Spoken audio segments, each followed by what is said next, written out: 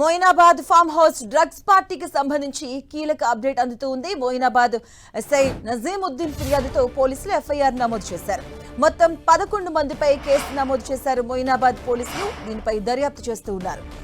ఇక మోర్పినేని రమేష్, పుట్టా మహేష్ కుమార్, అలాగే పంజుగుల రోహిత్ రెడ్డి, వరమచనేని శ్రావణ్ కుమార్, నమిత్ శర్మ, పంజుగుల రితేష్ రెడ్డి, నల్లపనేని విజయకృష్ణ, కౌశిక్ రవి, అలాగే తిరువేదుల అర్జున్ రెడ్డి, ఆర్ ప్రియాంకారెడ్డి, సిల్వరి శరత్ కుమార్ పై కేసు నమోదు చేయడం జరిగింది.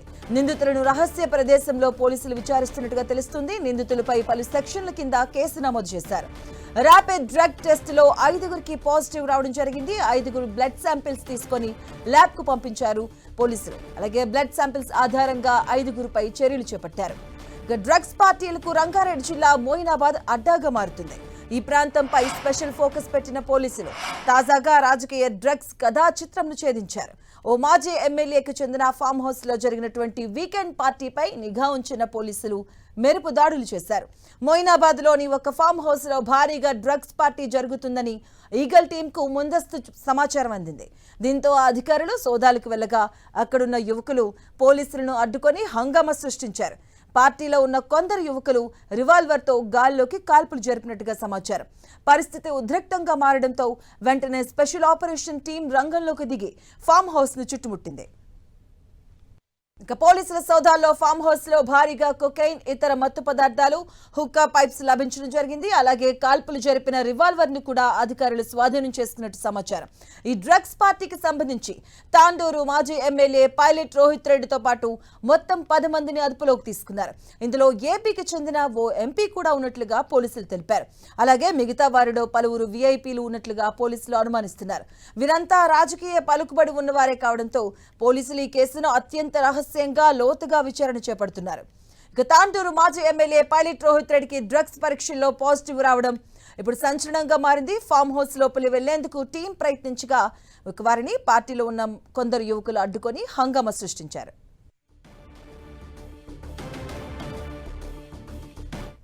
ఇదే అంశానికి సంబంధించిన పూర్తి డీటెయిల్స్ మా కరెస్పాండెంట్ కిరణ్ అడిగి తెలుసుకుందాం. కిరణ్, లేటెస్ట్ అప్డేట్స్ ఏంటి?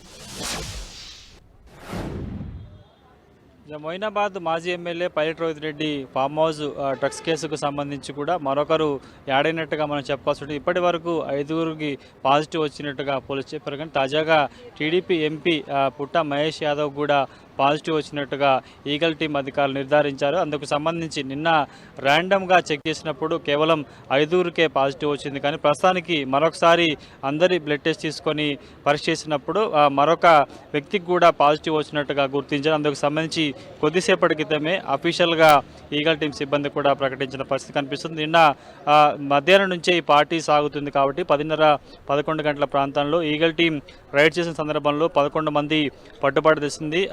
10 మంది పురుషులతో పాటు ఒక మహిళ కూడా ఉన్నట్లుగా తెలుస్తుంది. కాబట్టి అందుకు సంబంధించి ప్రస్తుతానికి మొయినాబాద్ పిఎస్ సంబంధించిన ఎస్ఐ మొయినుద్దీన్ ఇచ్చిన ఫిర్యాదు మేరకు కూడా ప్రస్తుతానికైతే కేసు నమోదైంది.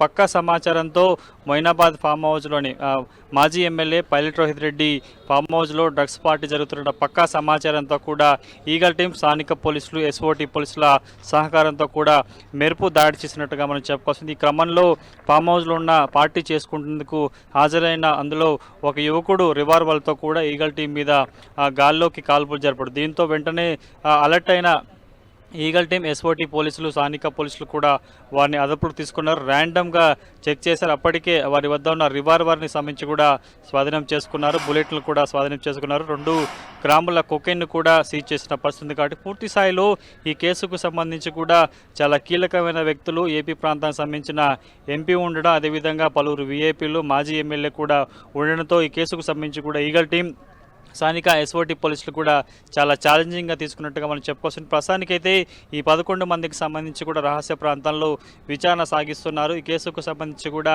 చాలా విషయాలు రాబట్టే ప్రయత్నం. ఎందుకంటే గతంలోని మొయినాబాద్ మాజీ ఎమ్మెల్యే పైలట్ రోహిత్ రెడ్డి సంబంధించిన ఫామ్ హౌస్లో డ్రగ్స్ పార్టీలు జరిగినట్టుగా గుర్తించారు. కానీ పట్టుకునేందుకు ప్రయత్నం చేస్తే కూడా అంది పారిపోయిన ఘటనలు ఉన్నాయి. కాబట్టి పక్కా సమాచారంతో కూడా నిన్న ఈగల్ టీం, ఎస్ఓటీ పోలీసుతో, స్థానిక పోలీసుల సహకారంతో కూడా రైడ్ చేసినట్టుగా మనం చెప్పాల్సి ఉంటుంది.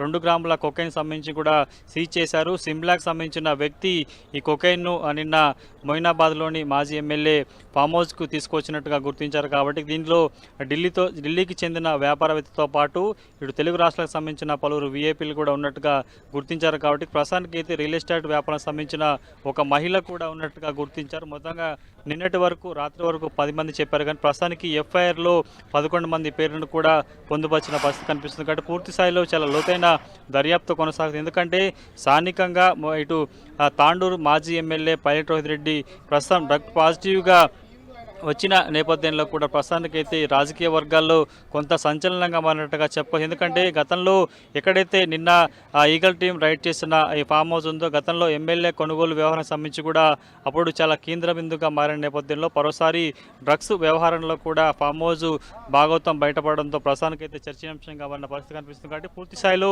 చాలా లోతైన దర్యాప్తు చేస్తున్నారు. పక్కా సమాచారం నిన్న ర్యాండమ్గా అందరికీ చెక్ చేసినప్పుడు కేవలం 5గురికి మాత్రమే పాజిటివ్ వచ్చింది. కానీ ముందుగా డ్రగ్స్ తీసుకున్నారు లేదా అని ప్రశ్నించినప్పుడు కూడా సమాధానం దాటవేయడంతో వారి వద్ద ఉన్న ర్యాండమ్ క్రిస్తో చెక్ చేసిన పరిస్థితి కనిపిస్తుంది. తర్వాత 11 మందికి సంబంధించిన బ్లడ్ శాంపిల్ తీసుకున్నారు. కొద్దిసేపటి క్రితమే ఇందులో 11 మంది బ్లడ్ శాంపిల్ సేకరించిన తర్వాత అందులో 6గురికి నిన్నటి వరకు 5గురికి వచ్చని చెప్పారు. కానీ ప్రస్తుతం తాజాగా టీడీపీ పార్టీకి సంబంధించిన ఎంపీ పుట్ట మహేష్ యాదవ్ సంబంధించిన ఆయనకు కూడా పాజిటివ్ వచ్చినట్టు కొద్దిసేపటి క్రితమే ఈగల్ టీం అఫీషియల్గా చెప్పిన నేపథ్యంలో ఈ ఘటనకు సంబంధించి కూడా పూర్తి స్థాయిలో అనేక కోణాలు దర్యాప్తు. ఎందుకంటే గతంలో హైదరాబాద్ నగర శివారు ప్రాంతాల్లో కూడా డ్రగ్స్ కేసులో పట్టుబడినప్పుడు వారికి ఎందుకంటే వీరంతా కన్జ్యూమర్లుగా ఉన్నారు కానీ వారికి సంబంధించి నోటీసులు ఇచ్చడం విచారణ చేసి వదిలిన పరిస్థితి కనిపిస్తుంది. కానీ నిన్న ఈగల్ టీం స్థానిక పోలీసులు ఫామ్ హౌస్ మీద రైడ్ చేసినప్పుడు కూడా రివాల్వర్తో ఇటు పోలీస్ అధికారుల మీద దాడికి తెగబడ్డారు. 4 రౌండ్లు గాల్లోకి కాలుపులు తెగబడ్డారు. కాబట్టి ప్రస్తుతానికి అయితే ఒకవైపు ఎన్డీపీసీ యాక్ట్తో పాటు కూడా కొంత ఎందుకంటే రైడ్కి వచ్చిన పోలీసు అధికారుల మీద రివాల్వర్తో దాడికి యత్నించారు. కాబట్టి ఆ సెక్షన్ సంబంధించి కూడా నమోదు చేసిన పరిస్థితి కనిపిస్తుంది.